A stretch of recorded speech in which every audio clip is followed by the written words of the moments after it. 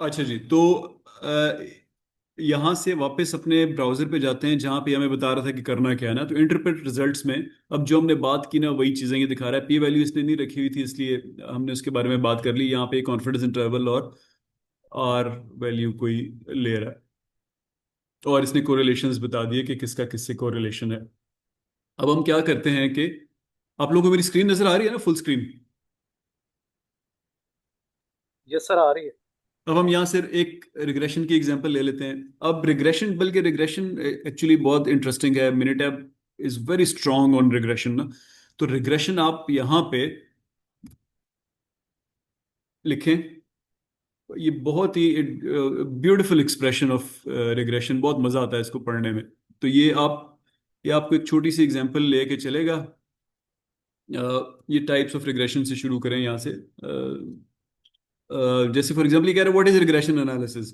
तो कह रहा है जी कि ये आपको मुख्तलिफ चीज़ों के आपस में रिलेशनशिप प्रिडिक्ट करके देता है। For example you work for a potato chip company, और वो एनालाइज कर रही है कि आपके क्रम्बल्ड पोटैटोज यानी जो टूट जाते हैं पर कंटेनर, वो कितने हैं।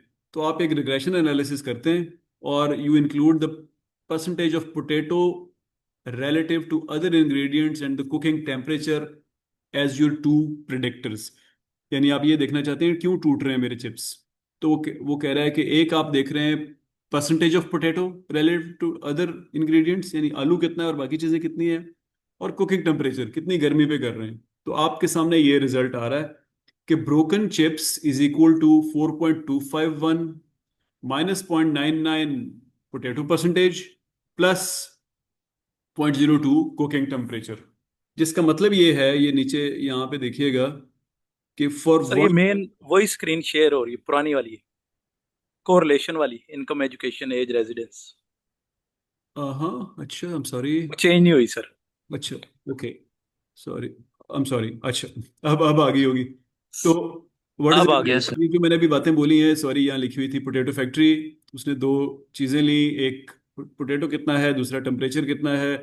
उसके पास ये इक्वेशन आई आपकी रिग्रेशन की कि ब्रोकन चिप्स जो हैं वो 4.251 माइनस 0.9 इंटू पोटैटो, और ये वाला होगा। वो कह रहा है इसका मतलब ये है कि for each 1 degree Celsius increase in cooking temperature, 1 degree बढ़ाएंगे तो 0.022% टूटना शुरू हो जाएंगे मजीद चिप्स। दूसरी तरफ चूंकि नेगेटिव रिलेशनशिप था, तो वो कहता है कि अ, इससे पहले पी वैल्यूज देख लेते हैं। पी वैल्यू 0.0, पी वैल्यू दोनों की ठीक है, 0.05 से कम है तो दोनों हमारे लिए रिलायबल है। तो ये हमें बता रहा है कि ये आप 1 डिग्री टेम्परेचर बढ़ाएंगे तो 0.022 आपके मजीद टूटना शुरू हो जाएंगे। दूसरी तरफ ये कह रहा है कि पोटैटो परसेंटेज बढ़ाते जाएंगे तो नहीं टूटेंगे चिप्स, यानी नेगेटिव रिलेशनशिप है। और दोनों की पी वैल्यू अच्छी है। अब इसमें बहुत सारी चीजें जैसे t value, standard error coefficient, VIF, अब ये सब ना स्टेटिस्टिकल एक्सप्रेशंस हैं, और ये बहुत बहुत इंपॉर्टेंट होती है कुछ केसेस में। जैसे अगर यहाँ मेरे पास दो वेरिएबल है ना, इसके बजाय 15 होते और मैंने उनमें से 11 ड्रॉप करके सिर्फ 4 रखने होते, तो मैं ये विफ देखता कि जिसकी विफ हाई है उनको रख लेता है, जिसकी विफ लो है उसको निकाल देता। इसी तरह टी वैल्यू आपको याद होगा, टी और स्टूडेंट्स टी क्या था।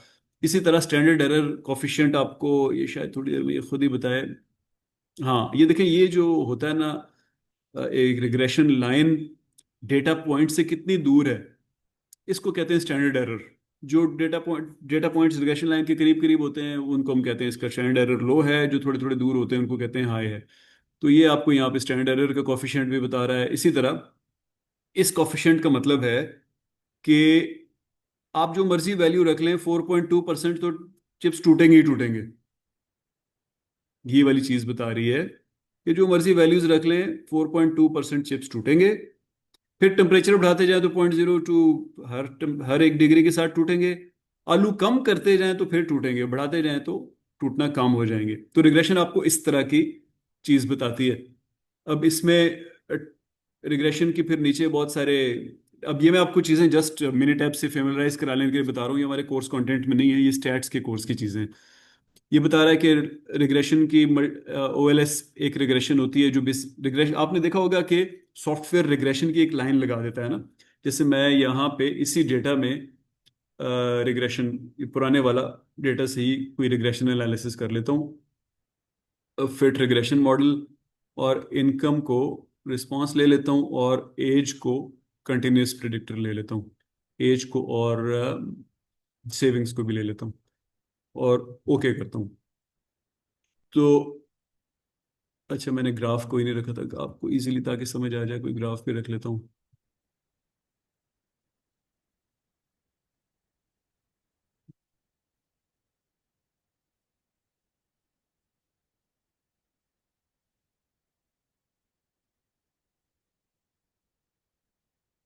अच्छा, अब ये देखिए, अभी एक लाइन लग गई है ना रिग्रेशन की, ये वाली लाइन लग गई।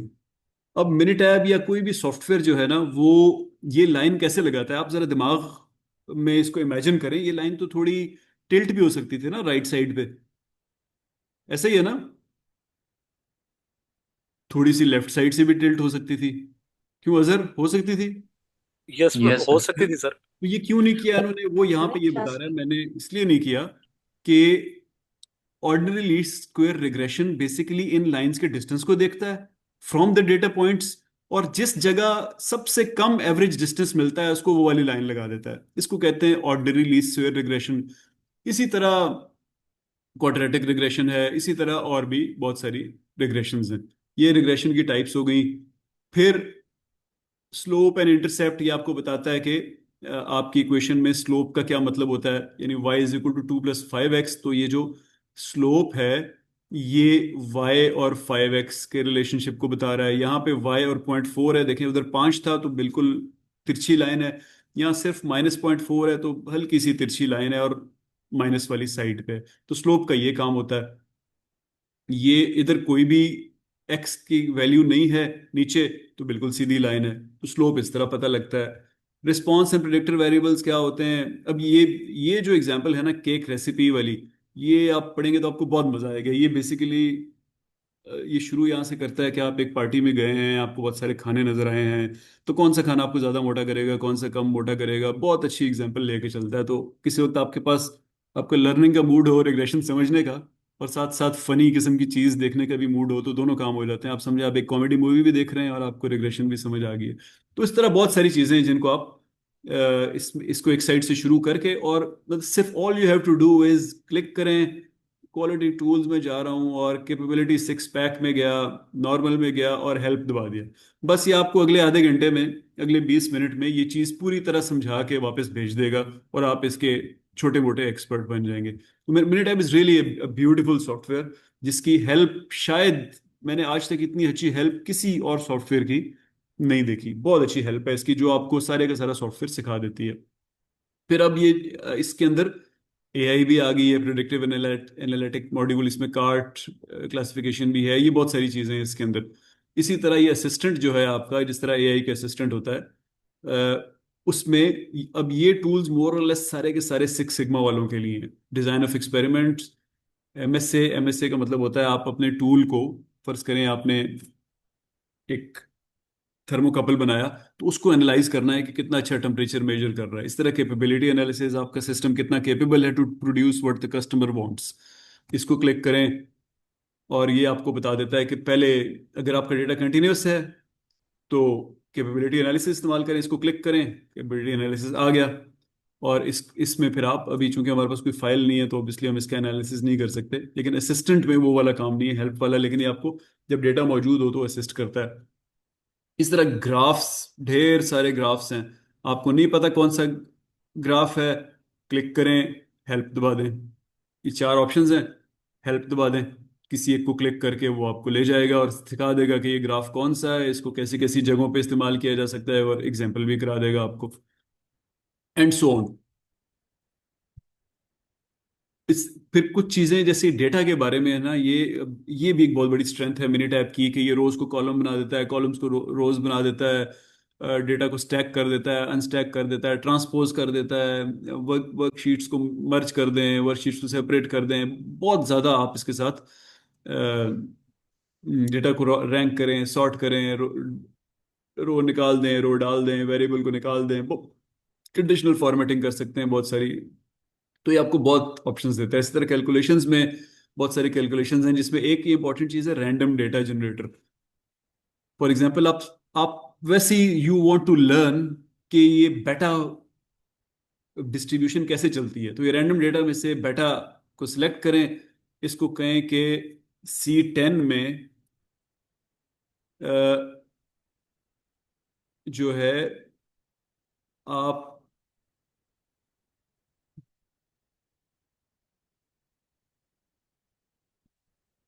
नंबर ऑफ रोज, अच्छा ओके, फर्ज करें आप उसको कह रहे हैं मुझे 100 रोज दे दो जो बेटा का। ए, अब मैं बल्कि आपको ज़रा आसान समझाने के लिए नॉर्मल में आ जाता हूँ, नॉर्मल डिस्ट्रीब्यूशन करता हूँ, क्योंकि मैंने इसके वेरिएबल्स डाले तो आपको मैं बता नहीं सकूंगा फिर। तो रैंडम, नॉर्मल किधर है, नॉर्मल, इसमें मैं कहता हूँ मुझे नॉर्मल की 100 रोज जनरेट कर दो जिसकी स्टैंडर्ड डेविएशन 1 है और मीन फर्ज करें 3 है, और स्टैंडर्ड डेविएशन को भी थोड़ा सा बढ़ा देते हैं 3.3। तो ये मुझे ये बता रहा है कि किस कॉलम में स्टोर करना है, वो लिख दो। तो मैं C11 हमारे पास खाली है तो उसमें स्टोर कर देता हूँ। तो ये C7 में इसने मुझे नॉर्मल डिस्ट्रीब्यूशन के 100 रोज बना के दे दी। अब मैं इसको एनालाइज करने की कोशिश करता हूँ, बेसिक स्टैट्स। अब देखिए आपके पास कोई डेटा नहीं है, लेकिन आप रैंडम रैंडम डेटा जनरेट करके सीखना चाह रहे हैं कि how how does it work ना। तो मैंने इसको कहा कि अब C11 को पकड़ो और इस मुझे ज़रा इसकी ग्राफिकल समरी दे दो। तो ये मुझे इसने उसकी समरी दे दी। तुम्हारा ये रैंडम डेटा जनरेट हुआ था, इसमें 100 रोज थी, n = 100। ये इसका मीन ये है, स्टैंडर्ड डेविएशन ये है, वेरिएंस ये है, एंड सो ऑन। अब चूंकि ये रैंडम है, तो मैं इसी को अगर दोबारा कहूँ कि C12 में भी यही कर दो, तो वो जो डेटा जनरेट करेगा अ,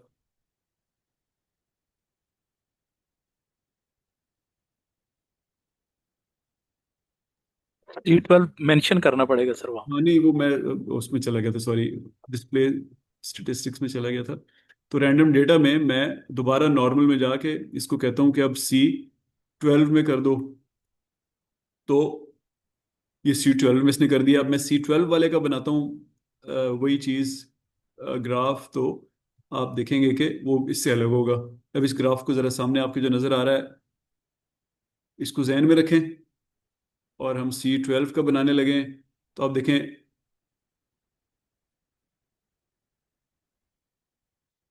वो इससे मुख्तलिफ आ गया, ये काफ़ी बेहतर है पहले वाले से।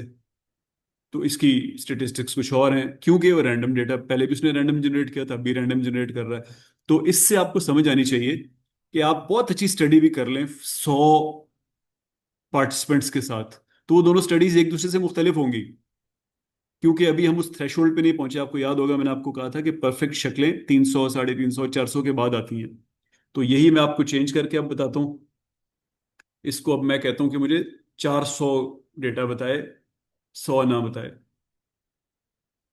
रैंडम डेटा नॉर्मल 100 के बजाय 400, और C12 को हम इसको कहते हैं ओवरराइट कर दे। तो अब C12 का आप देखें कि हिस्टोग्राम कितना प्यारा हो गया पहले से ना, सेंटर बिल्कुल ऊपर है, उसके बाद उसी तरह आहिस्ता आहिस्ता नीचे गिर रही है चीज़ें। अब मैं C11 में भी ऐसे ही करता हूँ, नॉर्मल और 400 और C11, वही वही मीन है, वही स्टैंडर्ड डेविएशन है। तो अब मैं इसका ग्राफ बनाता हूँ। अब ये वाले ग्राफ को जहन में रखिएगा जो आपको सामने नजर आ रहा है।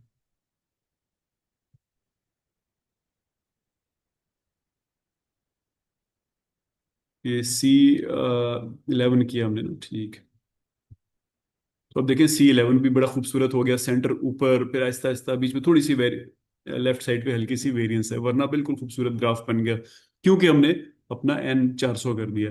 तो जूं जूं आपका नंबर ऑफ पार्टिसिपेंट्स बढ़ता जाएगा, आप पॉपुलेशन को बहुत अच्छी तरह रिप्रेजेंट करना शुरू कर देंगे।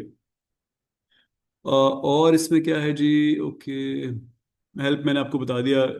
ये सबसे आसान सॉफ्टवेयर है सीखने के लिए, क्योंकि ये आपको बिल्कुल बच्चों की तरह हर चीज पे आपका हाथ पकड़ के आपको एग्जाम्पल के साथ सिखा के छोड़ता है।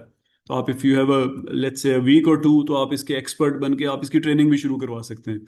फाइलें भी पड़ी हुई हैं, मटेरियल भी पड़ा हुआ है, सॉफ्टवेयर भी आपके पास है, तो बहुत अच्छी तरह फिर आप इस पे काम करवा सकते हैं। तो मेरा यही प्लान था जी, जो मैंने आपको बता दिया है। आप लोगों का कोई सवाल है तो मुझे बताएं, वो भी हम इसको हैंडल करते हैं यहीं पे। सर ये कौन सा वर्जन इंस्टॉल्ड है आपके पास? अ, 22 है सर? मैं एक मिनट में देख लेता हूँ, ये कहाँ से पता लगेगा?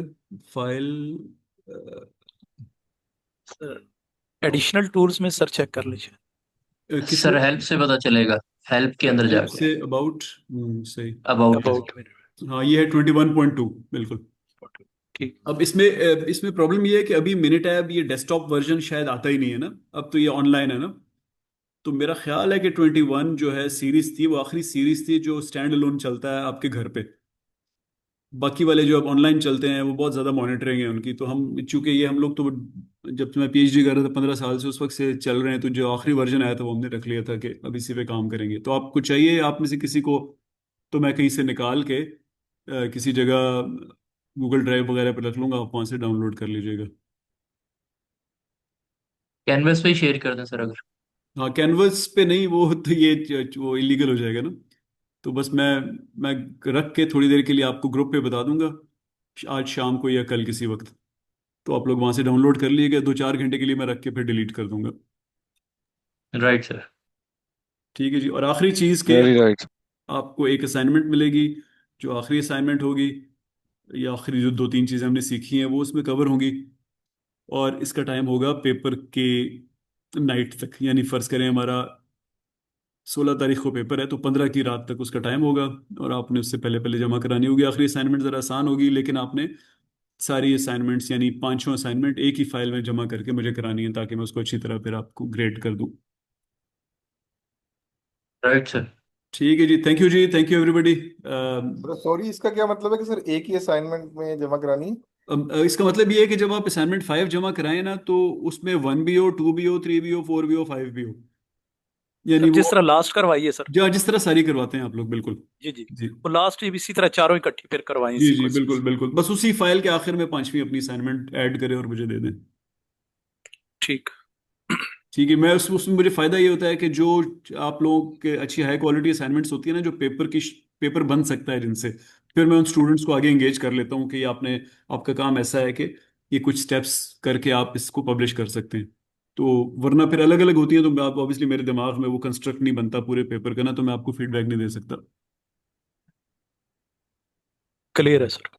थैंक यू जी, थैंक यू। नोटेड अगली सर। अगली अगली दफ़ा हमारी क्लास जो है वो ऑन डिमांड होगी, यानी मैं ग्रुप पे आपसे डिस्कस करूंगा कि हमने आपके किसी को कोई सवाल हैं तो मुझे बताएं, हम स्पेशल क्लास उसके लिए कर लेते हैं। किसी के नहीं होंगे तो हम अगली क्लास नहीं करेंगे, यानी लास्ट क्लास हमारी ऑन डिमांड और रिव्यू के लिए। थैंक यू जी। Noted sir.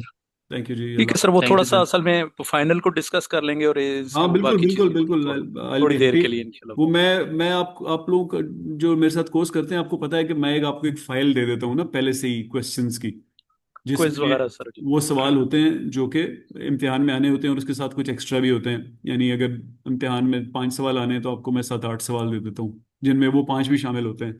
तो फाइनल को सर डिस्कस करने से हम गुमराह हो जाएंगे, सीधे सीधे सवाल मिल रहे हैं तो क्या डिस्कस करना है फिर। सर ठीक है जी। ठीक है सर, जिस तरह आप गाइड करेंगे सर। ओके जी, ओके सर। ओके जी, खुदा डन है हाफिज। सर। खुदा हाफिज। शुक्रिया sir, thank you. Allah Hafiz.